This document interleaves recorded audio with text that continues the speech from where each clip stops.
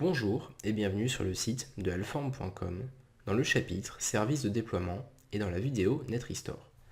Donc déjà dans ce chapitre, on a vu deux types d'images. La NetInstall, donc qui porte le même nom que le service, et la NetBoot, qui sert à booter via le réseau, NetInstall qui sert à installer via le réseau. On va voir un autre type d'image en fait, qui s'appelle NetRestore. Donc on va le présenter cette image et on va voir comment on en crée une, comment on configure cette image. Et de la même manière, on va créer une nouvelle machine virtuelle. On va appliquer en fait ces paramètres qu'on a réalisés. On va voir depuis le serveur comment on se rend compte de l'état de ce qu'on est en train de déployer. Et on va démarrer la machine pour justement restaurer, appliquer l'image NetRestore. Déjà, qu'est-ce que c'est une image NetRestore? Alors, la phrase officielle d'Apple, c'est assez bizarre, c'est « Restaure un volume sur le réseau depuis une image disque de restauration des logiciels Apple ». Alors moi je comprends rien franchement, donc je vais vous l'expliquer de manière beaucoup plus simple. C'est qu'on a une machine, on dit c'est notre image de référence, et en fait on va créer un template, tout simplement créer un modèle, et en fait quand on va déployer une image, ce sera ce modèle-là qu'on déploie. Alors deux méthodes pour faire ça, enfin deux méthodes. Il n'y en a qu'une, c'est comme ça pour l'instant, avec les outils qu'on a. Soit vous la faites depuis le serveur, donc en gros votre image de référence c'est le serveur, soit vous démarrez une machine cliente, parce que si vous avez suivi un petit peu le cours, on a fait plusieurs machines. Vous pouvez démarrer un client, mais il faut bien évidemment au préalable avoir téléchargé l'OS 10 installeur. Donc, si vous ne l'avez pas, vous prenez votre serveur et vous transférez cette image et vous faites devenir en fait votre image de référence le client. Bon, moi je vais le faire directement depuis le serveur pour gagner un petit peu de temps. Mais idéalement, c'est pas comme ça qu'on fait. Enfin, pour l'exemple, ça va très bien, mais après, dans la vraie vie, ça va pas être votre serveur l'image de référence. Donc, on va procéder comme ça dans un premier temps, c'est pas très grave. Mais en tout cas, si vous voulez faire un cas vraiment pratique, en fait, vous prenez votre client, vous téléchargez ou vous transférez l'image, enfin le point app d'installation d'OS 10. Donc, je parle de ça, hein. Installer OS 10 et le capitaine, et vous lancez ce qu'on va lancer maintenant, donc l'utilitaire d'image système. Alors si ça marche, ça sera encore mieux.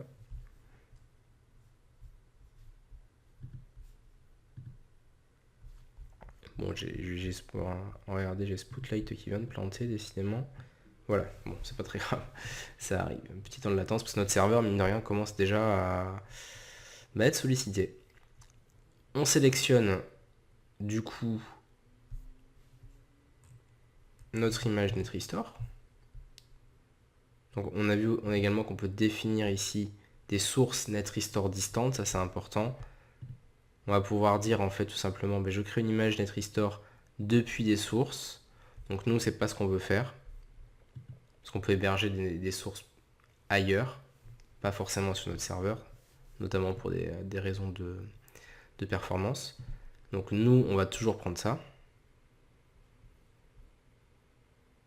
Je fais suivant. Et je vais créer une image NetRestore. Donc restaure en volume sur le réseau depuis une image disque de restauration des logiciels Apple.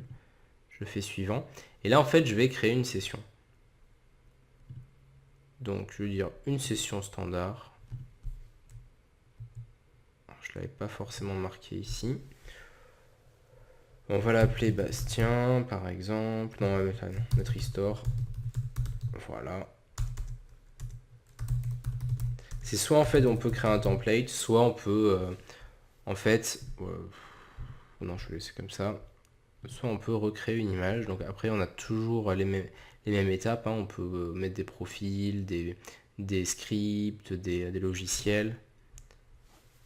Net, je nomme la machine, restore. On peut choisir un serveur d'annuaire. On peut alors ouais, je vais le laisser comme ça. Suivant. Donc en fait je vais créer une image de référence mais via l'installation d'OS 10. Et par défaut le volume sera NetInstall. Bon, très bien. On inclut la partition de secours, on assigne un index aléatoire. Suivant, pour tous les Mac, les adresses Mac, je le mets dans Data, ça me va très bien, et j'enregistre. Comme d'habitude, vous avez vu, c'est un peu le même mode de fonctionnement, je crée mes crédences. administrateur, et voilà. Donc en fait, pour revenir à la définition, soit on peut créer des templates, soit on peut, depuis ce qu'on utilise l'installeur en fait par défaut, créer en fait une image liste de restauration. Pourquoi pas. Après, le vrai potentiel, c'est également de faire des templates, hein, de prendre une image de référence et de faire une image NetRestore de cette image-là. Donc nous, on va faire exactement la même chose que jusqu'à maintenant. Une fois que notre image NBI sera créée, on va la déplacer dans le volume qui contient en fait les images. Donc librairie, netboot, netboot sp0 sur le volume data en l'occurrence, enfin moi il s'appelle data. Et de la même manière, il faudra activer l'image et la rendre disponible via NFS, car le HTTP ne fonctionne pas dans notre cas de figure. Donc là, je me rappelle que c'est assez long de faire cette étape. Donc bon, je vais bien évidemment couper la vidéo et la reprendre une fois que l'image sera créée. Donc à de suite. Donc voilà, on se retrouve à l'heure de la finalisation de l'installation, enfin de la création de l'image en fait NetRestore. Donc on va y aller. Donc là c'est en train de se finir. Et après le but ça va être justement, comme je le disais précédemment, de déplacer cette image et de la rendre disponible. Donc là on est bientôt fini. On est en train... En fait ce qu'il faut comprendre c'est que là, lors de la création de cette image, c'est plus qu'une image en fait d'installation. Là c'est qu'avec les mêmes fichiers on est en train de créer une image et en fait de configurer l'environnement.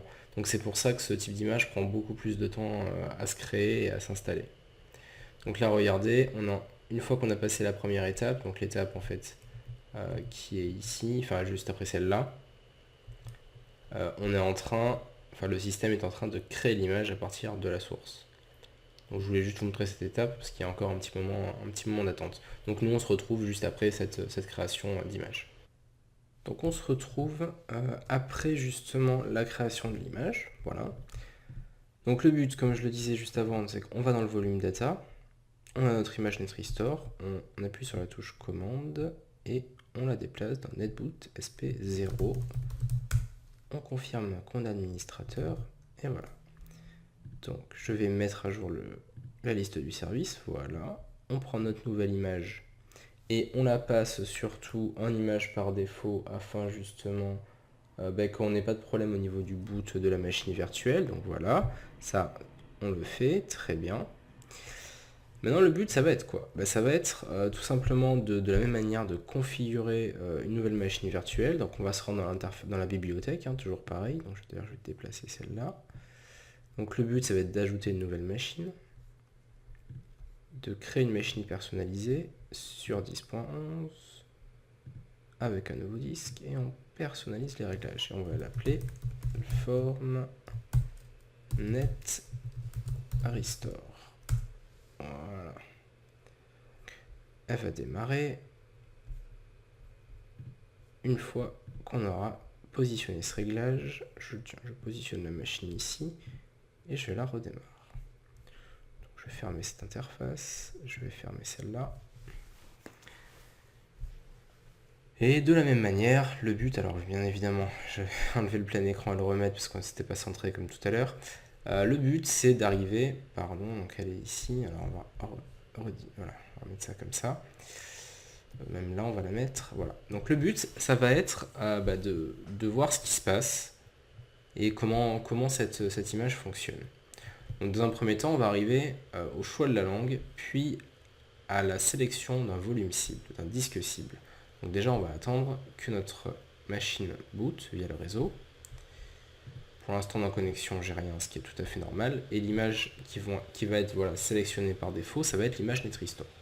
Donc déjà, on va confirmer qu'on arrive bien sur une image NetRestore. Ça, c'est la première étape. Donc dans un premier temps, voilà, on va avoir la séquence de démarrage réseau, qui va s'en suivre donc du chargement. Donc on a un petit peu le temps encore. Donc dans tous les cas, on aura vu, une fois qu'on aura fini cette vidéo, on aura vu les trois types d'images possibles. Et après, voilà, rappelez-vous-en, parce que suivant en fait les cas de figure que vous allez trouver en entreprise, vous allez partir sur un de ces choix, enfin si vous voulez partir par des images NetInstall, mais dans tous les cas ce qu'on verra c'est que même avec un logiciel tiers, on utilisera, la finalité sera de distribuer via NetInstall.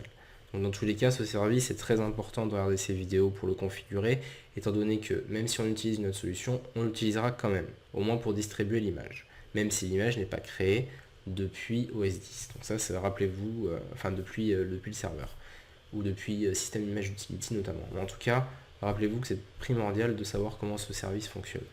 Donc là voilà, on est en train de charger, donc c'est parfait. Donc c'est tout de même pratique également que les machines virtuelles soient compatibles avec ce mode de chargement réseau, parce qu'il y a quelques années, c'était pas le cas, ou c'était beaucoup moins simple. Là vous avez vu, il faut juste choisir en fait le boot via la carte réseau et c'est fini. Donc c'est quand même assez sympa. Alors ma machine virtuelle fait beaucoup de bruit, donc ça souffle un petit peu l'ordinateur, vous inquiétez pas. Ça risque de faire pareil chez vous, mais c'est normal, parce que cette image demande un peu plus de ressources en fait. On verra pourquoi tout à l'heure. Donc là, elle apparaît pas encore. Très bien. C'est en train de charger. Donc le but, nous, ça va être après d'arriver sur cette interface, de sélectionner un volume cible et de restaurer l'image. Puis de voir sur le Mac où est-ce qu'on en est, mais bon, on n'en est pas encore là, ça va pas tarder. Donc on charge notre image via le réseau.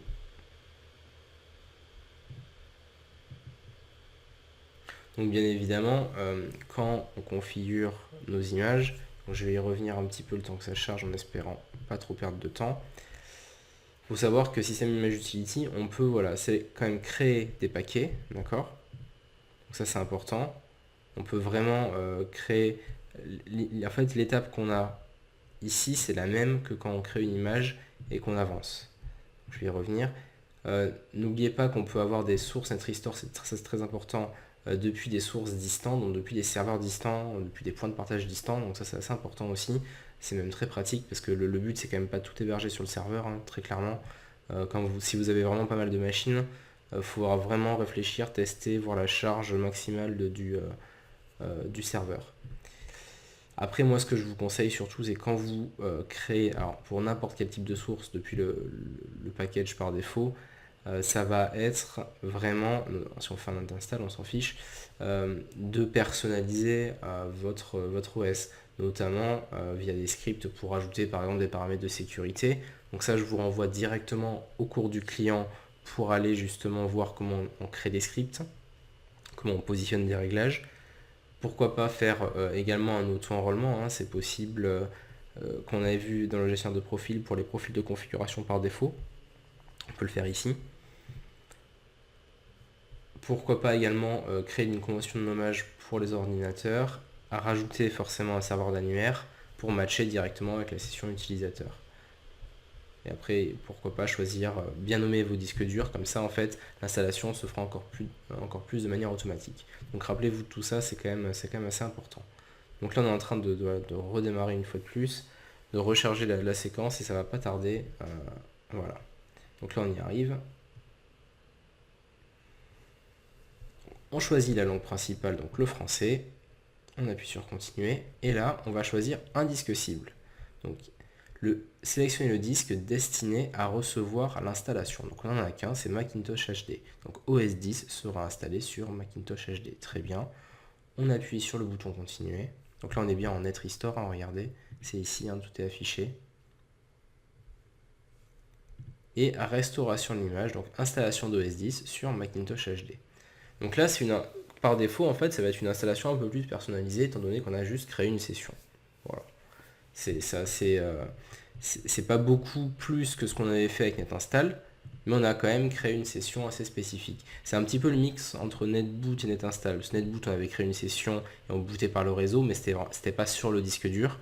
NetInstall, c'était on lançait une installation via le réseau sur la machine cliente. Mais NetRestore, c'est un peu le mélange entre les deux. C'est on lance une installation et on paramètre au préalable une session utilisateur.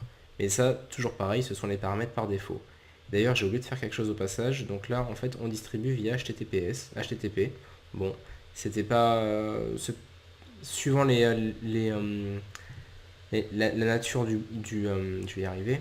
Suivant la nature en fait de l'image, ça marche plus ou moins bien. Bon là, j'ai oublié de le faire. Bon, mais a priori, ça marche bien. Donc tant mieux. mais en général, il faut plutôt la diffuser via NFS. C'est mieux. Donc on a choisi ça, et là on va restaurer notre image. Et après on va voir justement qu'est-ce qui se passe. Alors, dans les connexions, là, bon, là, elle apparaît pas malheureusement. Regardez. Voilà, là elle apparaît. Donc Mac.local parce qu'elle n'est pas nommée. Sur la 162, parce que là c'est incrémental. En fait, les adresses IP sont sur la machine virtuelle se passent de manière incrémentale. Donc en fait, dès que je crée une nouvelle machine, ça fait plus 1 à l'adresse IP tout simplement. Et là on voit l'état de la machine virtuelle. On est à restauration d'image et on en est à 60%. Donc là, si je m'amuse à rafraîchir le service, voilà, 74, regardez, 78, 180, regardez. C'est un petit peu dommage que l'actualisation ne se fasse pas de manière un peu plus précise, 80, bon. Il y a un petit décalage, mais on voit que la restauration de l'image progresse de manière assez rapide. Mais comme vous l'avez constaté, si vous avez lancé la création de l'image NetRestore, ça prend pas mal de temps quand même. Un peu plus que la NetInstall et que la NetBoot, voire relativement plus même. 84, bon ça va vite, voilà. Vérification de la destination. Donc là il est en train de vérifier tous ces petits fichiers qu'il est en train d'installer sur le disque dur. Voilà, c'est en train de se lancer tranquille. Voilà, super. Alors là, il ne faudra pas oublier également que dès que là, en fait, donc là il est en train de nous parce qu'on avait coché la case préparer la partition de secours, donc le fameux commandaire. Faut savoir également que quand on aura fini, quand on va redémarrer, n'oubliez pas de préciser de démarrer sur le disque dur et non sur la carte réseau, sinon en fait, on va tourner en boucle. Donc là on en a 20%, copie de l'utilitaire de démarrage, ça va assez vite. Donc là c'est plutôt bon signe. Donc regardez, on a quand même pas mal de nombres après la virgule. C'est le seul cas de figure où on a ça, je trouvais ça assez rigolo de le montrer. Bon, je sais pas si c'est très pertinent, mais enfin voilà. Donc là voilà, il nous dit je vais redémarrer. Donc ce qu'on va faire, nous, commande contrôle pour afficher, alors si j'y arrive, la machine, voilà. Disque de démarrage, disque dur. Là je vais juste attendre qu'il lance le redémarrage. Voilà, donc là regardez ce qui se passe en fait, ça va booter sur le FI, non même pas. Eh ben même pas, il est assez bien fait, c'est le seul cas de figure où ça le fait correctement, bon mais tant mieux. Donc là on démarre le Mac. D'ailleurs, est-ce que dans les réglages, voilà, donc là il nous met progression 100%, je vais essayer d'actualiser, voilà, là il ne le voit plus parce qu'en fait, tout simplement, la procédure en fait de l'image NetInstall est finie. Là ça dépend plus du tout du réseau, maintenant ça va dépendre que là on boot depuis notre disque dur, tout simplement. Donc là on n'a plus de rapport en fait avec notre image maintenant. Le processus est fini. Et voilà, et regardez, on avait créé une session NetRestore, alors j'avais coché volontairement le fait de ne pas se connecter automatiquement. Donc je rentre le mot de passe. Alors là bien entendu je suis en clavier américain, chose un petit peu dommage. Donc du coup je tape le mot de passe avec un clavier américain. NetRestore, voilà.